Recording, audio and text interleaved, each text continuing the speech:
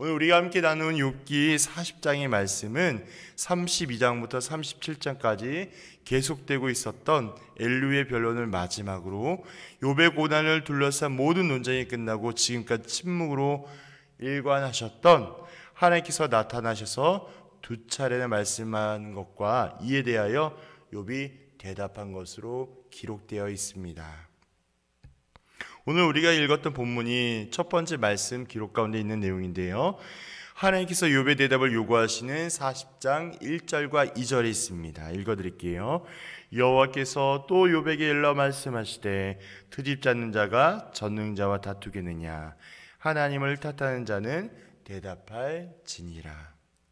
이렇게 하나님께서 욥의 대답을 요구하는 부분과 이어서 욥의 답변이 40장 3절과 5절에 기록되어 있습니다.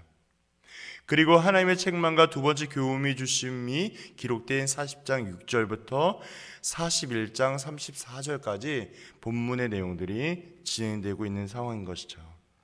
즉 하나님께서 첫 번째 말씀을 마치면서 욥에게 대답을 요구하는 1절과 2절에 이어서 크게는 우주의 창조와 작게는 미물의 생태까지도 주관하시는 하나님의 절대적인 능력과 그에 대한 교훈의 말씀을 통하여 하나님의 무한한 지혜와 그리고 하나님의 크신 권능을 깨닫기를 주님의 이름으로 부탁드립니다. 이에 반응하고 있는 욥은 자신이 얼마나 무지하고 무능한 존재인지를, 또한 자신이 얼마나 어리석고 교만한 존재인지를 분명히 구별해야 합니다. 하나님의 무한하신 섭리와 공의로운 주권 앞에서 자신의 의로움을 주장하며 변론하고자 했던 것이 얼마나 큰 의미가 없는지를 알게 합니다. 욥은 이에 대하여서 지극히 소극적이고 미온적인 그러한 자세로 답변함으로 하나님의 직접적인 책망과 함께 두 번째 메시지인 6절부터 내용이 이어지고 있습니다.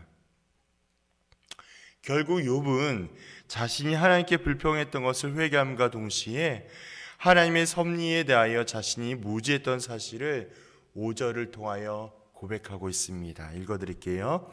내가 한번 말하였사온즉 다시는 더 대답하지 아니하겠나이다. 이제 욥은 더 이상 하나님 앞에서 그 어떤 변론을 해도 아무 소용이 없으며 그것은 자신이 죄를 쌓는 결과밖에 되지 않음을 인정합니다. 그래서 자신은 전능하신 하나님 앞에 침묵할 수밖에 없는 존재임을 고백합니다. 우리는 이러한 모습 가운데 우리 안에도 이러함이 없는지 끊임없이 점검하며 살펴보아야 되는 것이죠. 여전히 내 안에 있는 내가 살아있는 것은 아닌지, 하나님이 아닌 다른 무엇인가 내 안을 잡고 있는 것은 아닌지 말씀과 기도로 점검해야 합니다. 또한 끝을 알 수 없는 고난과 고통을 통하여 문제와 고난 가운데 집중하기보다는 이러한 상황을 열게 하여 주시고 허락하신 하나님의 뜻과 의미를 구별할 줄 알아야 합니다. 하나님께서 이러한 시간들을 통하여 내게 무엇을 깨닫고 알기를 원하시는지, 내가 하나님의 자녀와 제자로서 어떻게 살아가기를 원하는지를 분명히 구별해야 합니다. 그래서 하나님께서 우리에게 주시는 은혜와 사랑을 경험하며 하나님의 높고 위대하심, 하나님의 주권과 섭리를 구별할 줄 알아야 합니다. 우리가 잘못 시작하는 것은 어디에서부터 시작할까요? 우리가 잘못 시작하는 것은, 우리가 죄악 가운데 죄의 자리에 서게 되는 것은 내 안에 내가 발견될 때 그렇습니다. 바로 나 중심적인 삶을 살아갈 때에 우리는 우리의 죄를 발견하게 되죠. 그래서 오직 내 말이 자신의 모든 것이 옳게 되며 나와 다른 모든 것들은 불의하다라고 규정짓게 됩니다. 비판하고 판단하고 평가하게 되죠. 그래서 내 중심적으로 살아가는 모든 사람들은 내 이기적인 마음으로 살아가며 자신의 가시로 인하여 남에게 상처 주고 있음을 까맣게 잊고 살아가죠. 또 어떤 모습이 있을까요? 이러한 생각들이 쌓이고 쌓이다 보면 또한 우리를 이루게 되어서 우리에 대한 이기적인 마음으로 살아가는 경우들도 종종 있습니다. 그래서 우리는 끊임없이 기억할 것은 오직 성경을 통하여 성령께서 깨닫게 하심으로 우리가 어떻게 생각하고 어떻게 행동해야 할지를 끊임없이 점검해야 하는 것이죠. 우리 안에 우리가 있을 수 없도록, 내 안에 내가 자리 잡지 못하도록 하나님의 은혜와 지혜와 깨달음을 간구하며 믿음의 자리에 서야 될 것입니다. 특별히 우리의 신앙생활은 원인과 결과가 아님을 다시 한번 말씀을 드립니다. 우리 안에 있는 여러 가지 어려움들이 있을 수가 있습니다. 특별히 코로나로 인하여서 많은 성도님들이 힘든 시간들을 겪게 되는데요. 이 코로나 자체는 우리의 어떤 행위로 인하여서 징벌과 사망이 아님을 기억하셔야 합니다. 다시 말씀을 드린다면 내가 무언가 잘못하여서 이렇게 재난이 닥쳐오고 내가 어려움을 겪게 되고 내가 문제를 만나는 것이 아니라 지금 욥이 고백하고 있는 것처럼 하나님께서 욥에게 말씀하시고 있는 것처럼 모든 주권과 섭리로 이끄시고 완성하시는 하나님의 뜻과 계획이 있음을 기억해야 합니다.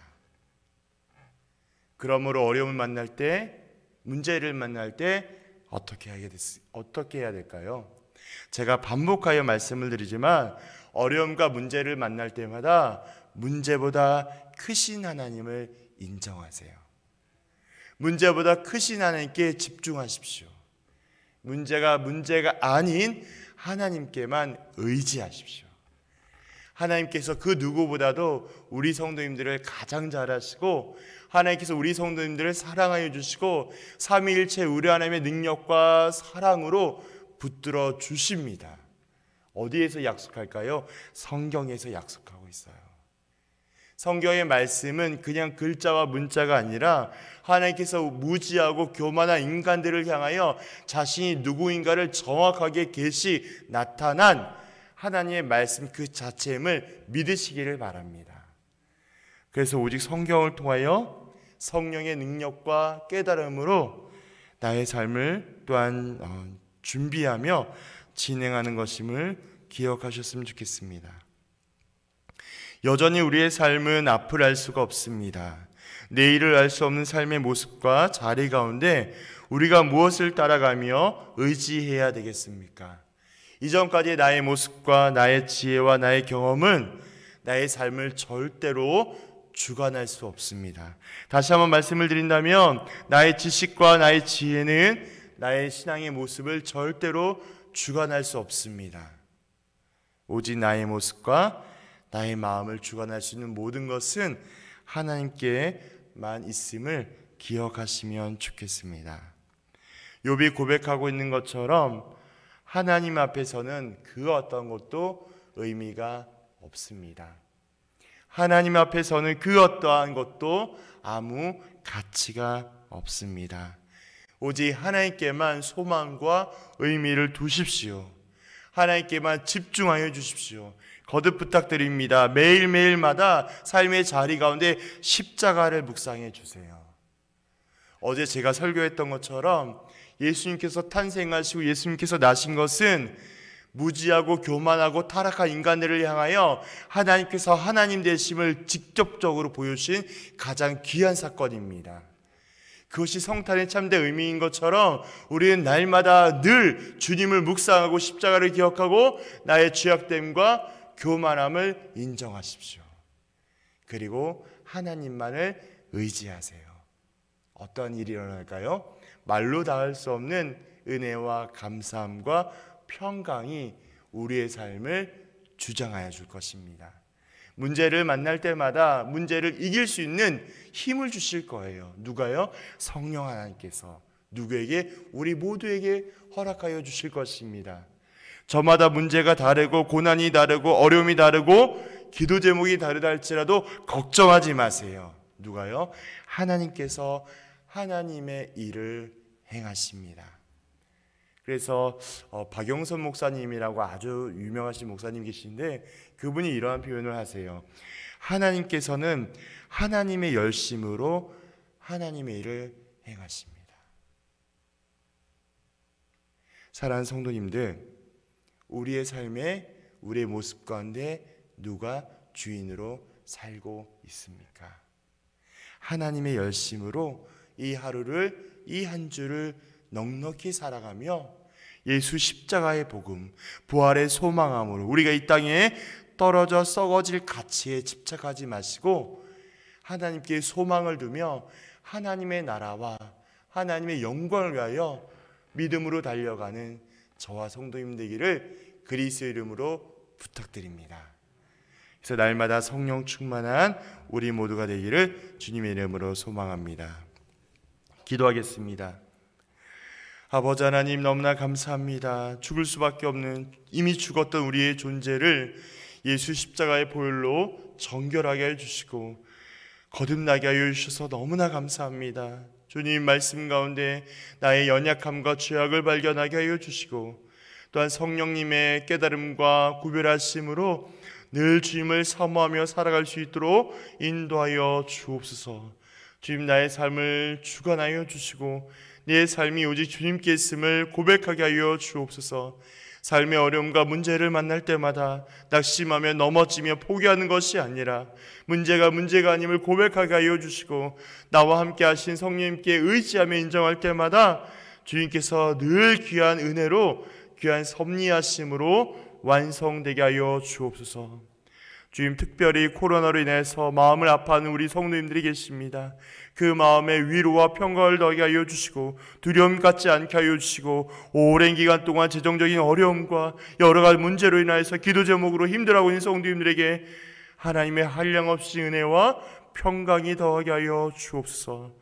특별히 우리 교회가 이제 제자와 선교의 사명으로 달려가고자 합니다. 주님, 이 선교의 사명이 잠깐의 우리의 어떠함으로 되지 않게 하여 주시고 하나님께서 우리 모두에게 주신 사명임을 기억하게 하여 주시고 열방과 민족을 섬기며 또한 구제와 섬기는 일에 앞장서게 하며 지역과 사회를 섬기는 이웃사랑의 섬김의 보인이 되는 우리 교회 제천 송도교회가 되게 축복하여 주옵소서. 주님께 모든 것을 맡겨드리며 살아 역사하시고 부활하신 예수님 이름으로 기도하옵나이다. 아멘.